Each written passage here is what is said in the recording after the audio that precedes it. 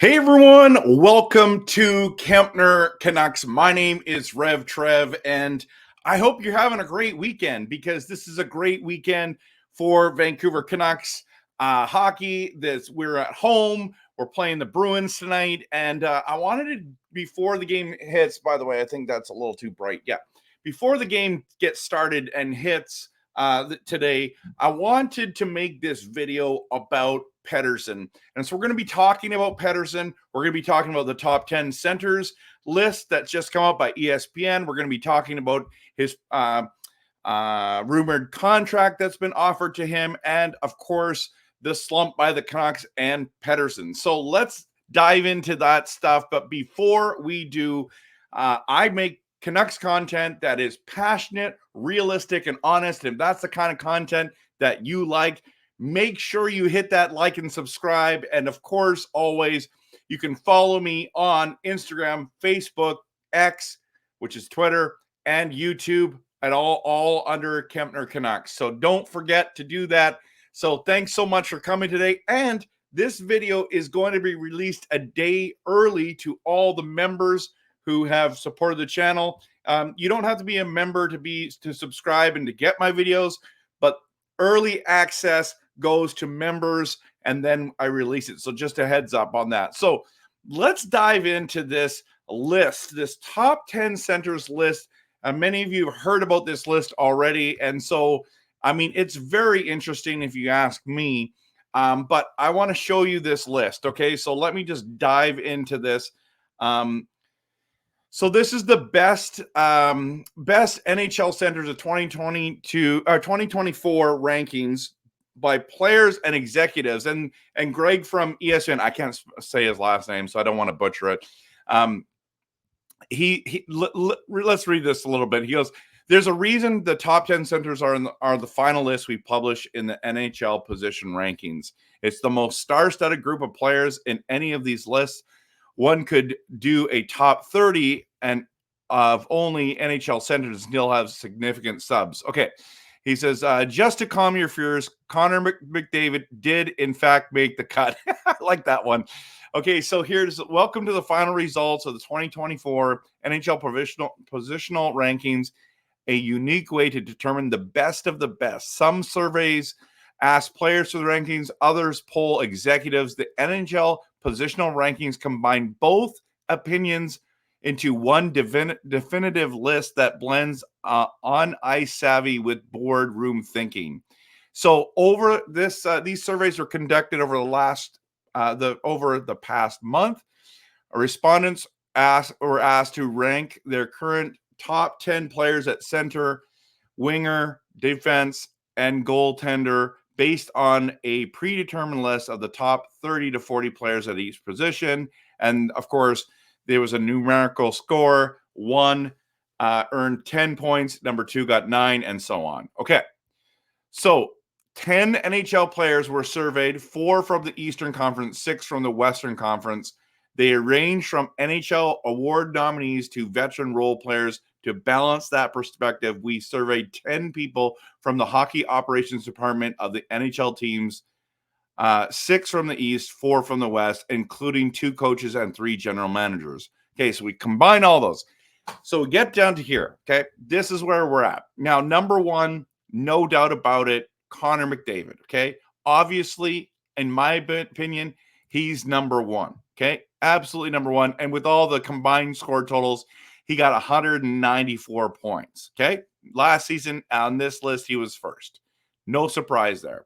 Number 2 was McKinnon with 170. Now, we know that McKinnon is a absolute stud. He moved up from number 3 to number 2 this year.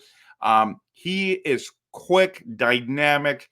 The main reason, in my opinion, why the Colorado Avalanche have been great for years, he's their best player, and it's not even close. So I'm okay with him at number 2. Number 3, now this is where it gets interesting. Number 3 is Austin Matthews. He was number 2 last year, but he's 26 years old. How old is McKinnon? 28. 140 points on this scoring. So I actually don't have a problem with Austin Matthews being number 3. Now, the reason why he's 3 and Sidney Crosby isn't higher is because he's 36 and he is declining. But number 4 is Sidney Crosby. I have no problem with this. He's the oldest player on our list, maintains his ranking from last season, earning respect from both executives and peers. Yeah, nothing surprising about Sidney. So who's in the top 5? Not Pettersson, Leon Draisaitl from the Edmonton Oilers got 100 points, 28 years old, was 5th last year, sticks with the same. These two are phenomenal. I still agree with this list. Now, this is where it gets a little interesting. Number 6 is Barkov. Barkov last year was also 6th. He only had 67 points. But, man, I mean, I think Barkov's super good, right? He's super good. He has 54 points in 50 games. So at the time of this, this release, he's a phenomenal player. I really, really like Barkov. I actually don't have that big of a deal with this. Interesting. Number 7 is Jack Hughes. Okay, Jack Hughes, 22 years old. People. Last season he was 8th. He moves up 1 spot after making his All-Star. After his star-making season of last year. Barely missed catching Barkov by 1 point, right? So that's interesting. Number 8 was Braden Point. I was like, wow, he got a lot of votes. 30 years old. It doesn't get as many points as some of the players on this list, but he's up there. Like he's got a ton of points this year or something. Now, number 9 is Jack Eichel. And again, I don't really have a problem with this. I mean, I could flip Eichel ahead of Braden Point, but Braden Point has more cups. Eichel just won a cup with Vegas Golden Knights. And the reason why I bring up this list is all those players are in front of Pettersson. They're in front of Pettersson. So here's what he has on Pettersson, okay? 38 points. That's all he got on this list. Age 25. He wasn't even ranked last season. He was on 13th on the list, not the top 10. Look at it.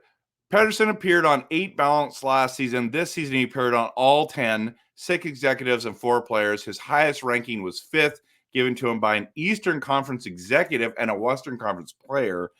There are certainly panelists who felt he deserved higher than 10th. I'd have Pettersson ahead of Point and Eichel, said that executive. I'm not sure he's there yet. I still think Point and Eichel are just slightly above him. But and then it says that the honorable mention, number 11 on this, after Pettersson, the next highest vote getter was teammate JT Miller, who is currently 6th in the NHL in scoring, where he had 75 points in 58 games. One executive and one veteran defenseman had Miller 5th on their ballots. I mean, that is respectable, everyone. So I don't know who you would have.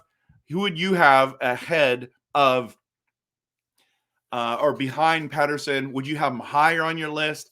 I just think this is a realistic. These are people who know what they're talking about. It's not like, just someone who's got a YouTube channel or bought a camera or just wants to share their opinion. I just found this extremely interesting.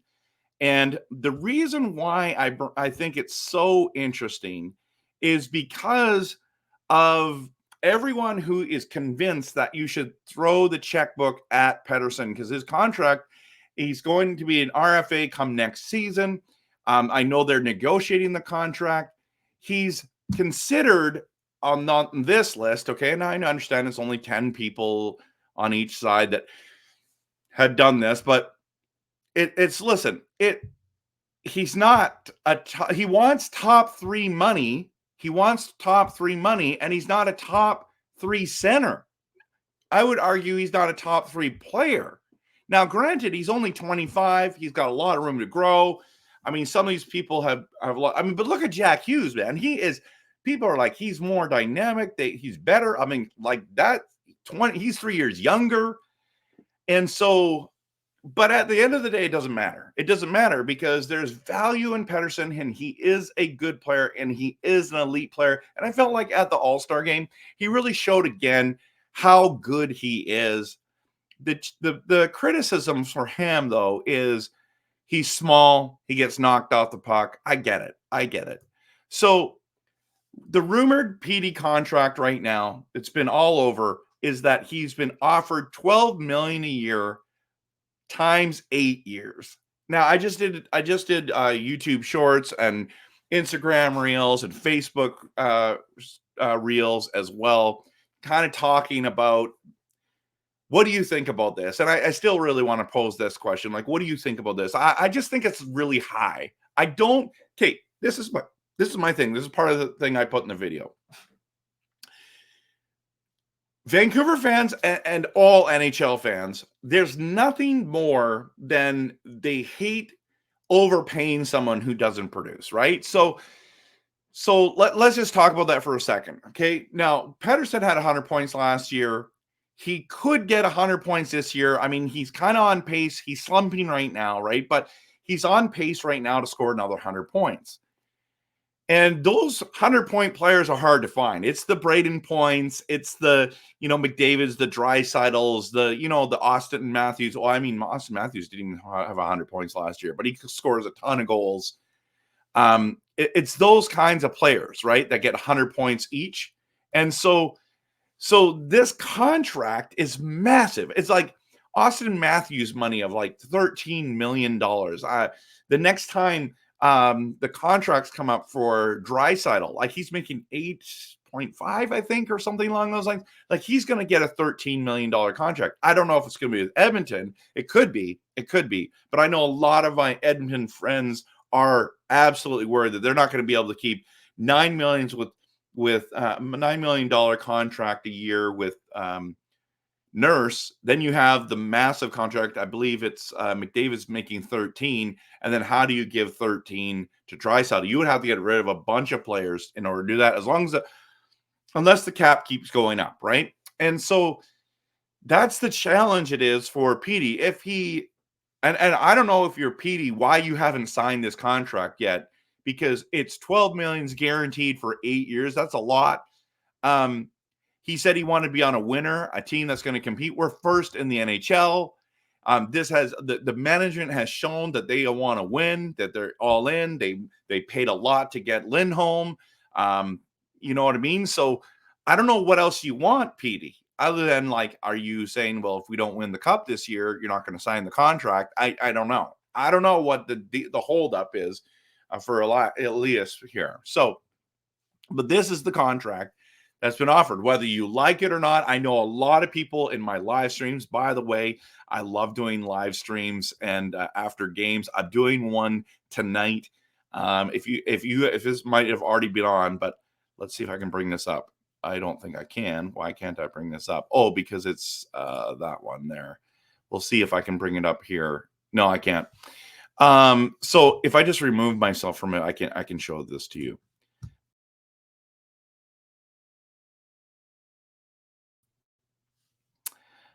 So that's I think it what it does is it mutes my voice when I did it on the background.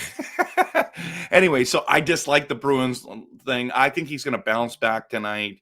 I think it's really cool to see this team really progress, exceed expectations. And part of that is the Pettersson piece to it, right? Like at the end of the day, he has elite talent. You can see it when he's stick handling. But the fact of the matter is, and maybe this is why I'm nervous, because I didn't know if he'd want to stay. I don't know if he wants to stay. I mean, I'm surprised. Why wouldn't you sign the contract? You're first in NHL. You've got the massive contract. You got the money, and you've lived here. You've got, they just traded for Lindholm, who's another Swede. They've put on the other Höglander with you as well. That's the Swedish chef's line because they're cooking, right? But they haven't been cooking. And like the question is why haven't you signed the deal? Why haven't you signed the deal? Right? It doesn't make any sense to me at this stage. Maybe he is checking out what we're going to be doing, but I don't know. I don't know how you feel about this contract. I think personally it's too much. I understand this probably is fairer market value. I think it's higher than we want to pay. It handcuffs us going forward to sign some of the other guys. Like our team, in my opinion, is going to be much different looking than it is right now, because I don't think we're going to be able to afford everyone. So I am concerned about that. Like, that's why I don't like it being this much. Now, granted, I'd be happy if it was 11. So what's the difference on 11 and 12? Obviously it's $1 million, but that could help sign someone else, right? Here's the thing I think is the biggest concern for me is that the current slump of the Vancouver Canucks is 4 games. If they lose to Boston tonight, which I am predicting that we bounce back and beat that and win tonight. Here's the thing. It's not just a slump of the Vancouver Canucks, okay? Because it's been a 4-game losing streak. But this is the second time that PD has slumped this season. And I'm telling you right now, like, fans are going to be all over him. Everyone loves Pettersson right now. They love him. He's the best. He's the greatest, blah, blah, blah. Even though he's the only top 10 on that list. But you know, we value him highly, right? But if you don't produce, if you're like Louis Eriksson, or you're like Mark Messier, or you're like OEL, and you get this huge contract and you don't put up the numbers, I'm telling you, you're going to go from loved to hated. I'm telling you that right now.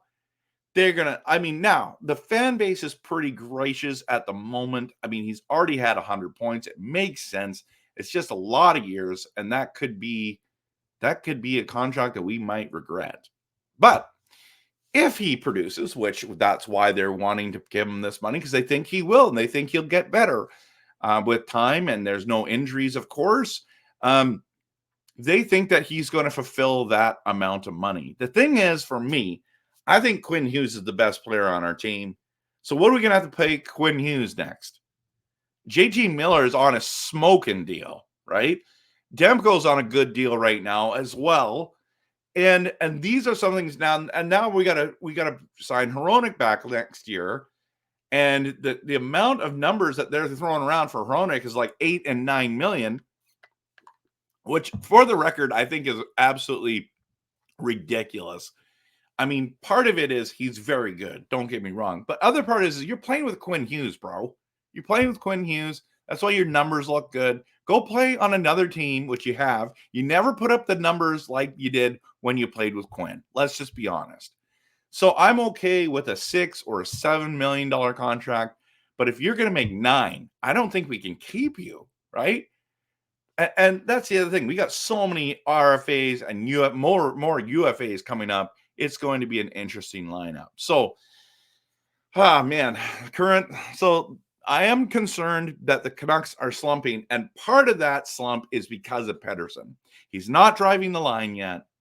He hasn't really all season driven line. The best he's looked, in my opinion, is when he's played on the lotto line. So he has to play with really good players. I thought Lindholm coming over was going to be like, they're going to produce. Now they still might, like, he's still new here, right? So I'm totally okay with Lindholm, giving him a chance here, seeing some chemistry built up. But it is sad when Höglander is the best player on that Swedish Chefs line right now. So those guys got to pick it up. I think Pettersson can. He has the talent. I just wish he would shoot more. He seems a little off this year. And so that's why I have another cause of concern for this massive contract. And is this what we're going to get? So I know a lot of fans are like, "That's too much money. We should be trading him." I'm not opposed to that, but it all depends on what we get in return. And if it's just a bunch of draft picks, and I'm not really interested in that. So I don't know what you think about it. Post in the comments what you think. I'm thankful that you came by. I'm hoping that we win tonight. We beat Pittsburgh. We beat LA Kings coming up. But yeah, it's going to be an interesting journey, isn't it? To see if he's going to sign, when he's going to bounce back, if he's going to hit 100 points, and how we're going to do in the playoffs. And I believe that Pettersson can play well in the playoffs. You just got to put him in the right spots, and he's going to do it. So yeah, anyways, that's my video for today. Again, don't forget to hit the like and subscribe button. And thanks so much, everyone, for the support. I really appreciate you. Hope you have a great day. And of course, always go Canucks. Go!